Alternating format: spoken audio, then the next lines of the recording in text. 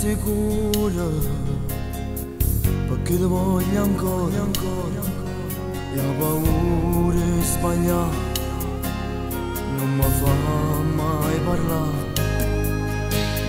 Forse c'è sbagliato quando non ti ho creduto, l'hai giurato pure che stiva a casa, e che non paccare che ti ha giurato forse brucia ancora, e per non darmi una soddisfazione tu non ne hai aiuto.